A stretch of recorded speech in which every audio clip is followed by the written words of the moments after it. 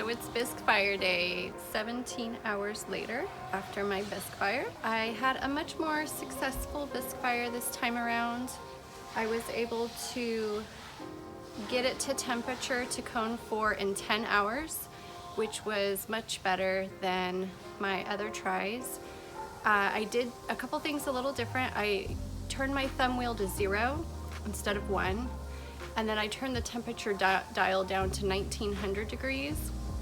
I'm thinking maybe the temperature dial is more sensitive and it's reading hotter than it actually is. I set the timer for 12 hours, but it got there in 10, which is, I think, okay for a Bisque Fire. This is the part that I really don't know what to do. I've tried looking it up online.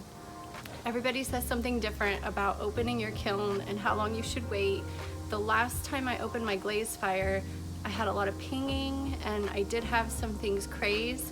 The more research I did, it does seem that that may have been that I cooled it too quickly. I just don't know. It's been 17 hours since I turned it off last night. I'm going to attempt to try to read the temperature. One thing online said that you shouldn't handle your ware until it's like 200 degrees. Others said 400 degrees. I don't know. I'm gonna try. I don't have a thermometer in the kiln, so I'm gonna use this meat thermometer and see if I could at least put it in one of the holes, the peepholes, to see how hot it is. This goes to 200 degrees, so I don't know what I'm doing.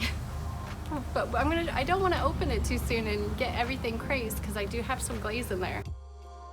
It stopped at 180 degrees. According to this, it's well done. And if I was making a steak, it would be ready.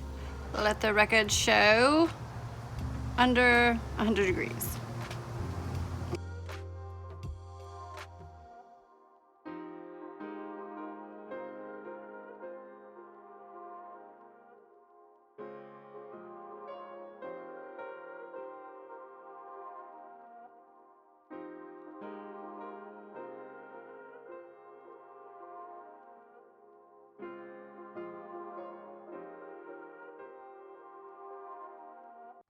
I am very happy to say that my Bisque firing went very successfully. The tiles turned out beautiful and colorful. These are my students' first tiles that they've made, and they turned out beautiful. No crazing, which is very good. So I think I figured out maybe a better formula as to opening the kiln. I'm going to use my meat thermometer to test the temperature inside. That seemed to actually work really good. But what I'm most excited about is Mama Pot and Baby Pot. Oh my gosh, it's so cute. It's a baby pot. Yeah, this is just making my day. Baby pot, Mama Pot. And when I get better at throwing on the wheel and I can do more pounds, I will make a Papa Pot too. I'll get there. This adorable soap dish where it catches all the little soapy water. You can put your little soap right there. Pretty cute.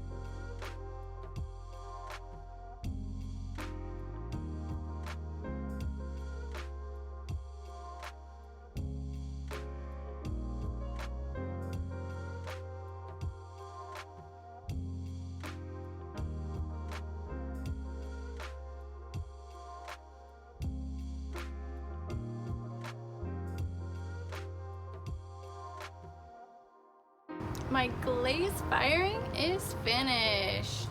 I'm really happy with majority of it. So with the tiles, I used silk screen, and it was my first time ever using silk screen. I wasn't sure what would come out with the best results, so I used one set is regular glaze, and then the other set was underglaze and then clear coated. And I'm really surprised. I actually like the glaze better. I thought that the underglaze might come out more crisp and that the just regular glaze might spread, but the stroke and coat, the Mayco stroke and coat worked really, really good. That's what Mayco suggested on their website, was to use, I used the Foundations opaque glaze underneath, and then for the screen print I used stroke and coat with the added silk screen medium. It turned out perfect. So, and it saved me the step of clear glazing. So from now on, this is definitely the method I'm going to be using. But the ones with underglaze turned out really good too. This is just one less step, so it would be a much quicker process. This was my first time using the Jungle Gems glaze.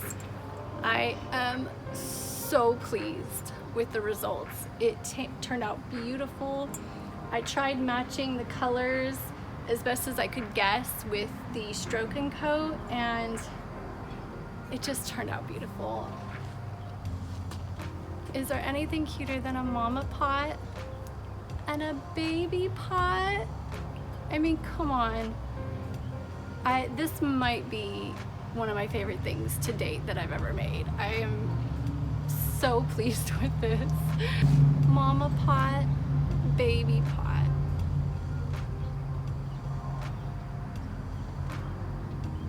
It's just so cute. My aunt requested a soap dish, so I made my little leaf plate, and then I hand built a oval dish to put underneath it to collect any of the water. So we'll put the soap here, and then it'll collect the water here, and then she could easily just clean both of them anytime she needed to. But that's gonna be really cute. I think on my website I might make more of these little dishes so that I could sell them as sets, because it turned out to be a really, really cute idea.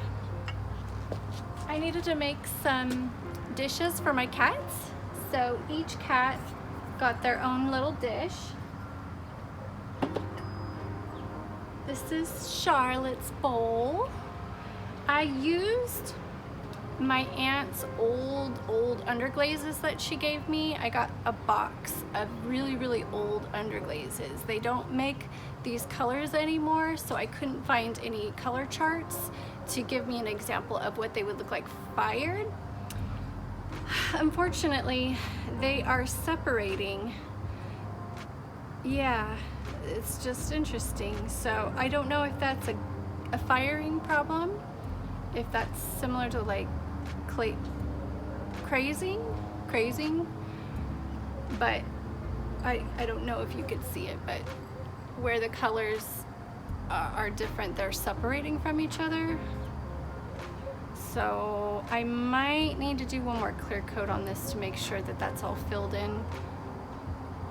But they turned out really cute.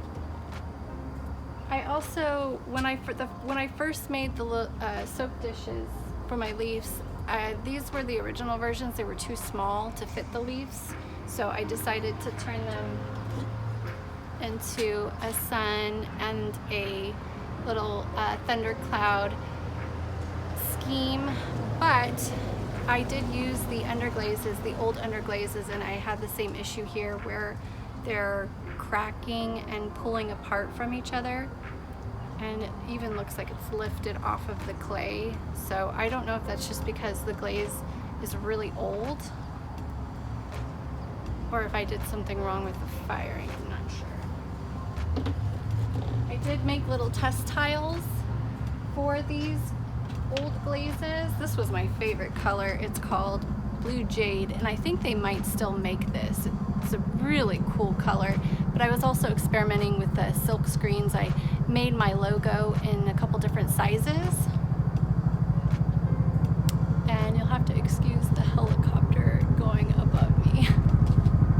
These turned out really rad. It's my logo on extra coasters that I made, and I think I might do that from now on. Whenever I have extra coasters, if I make a couple extra that don't match a set, I might throw my logo on them, and then I just doodled around it with a paintbrush and some underglaze, and they turned out really cute. So these I could probably just give to my friends, or maybe I'll sneak them in some packages if people order a couple different things. I might sneak one of these in there as a thank you. So these are really cool. La la la la la la la. Thank you for joining me in my journey of learning ceramics. If you have any tips, please be sure to share them in the comments. Make sure you subscribe so you keep up with my progress and other creative projects that I do.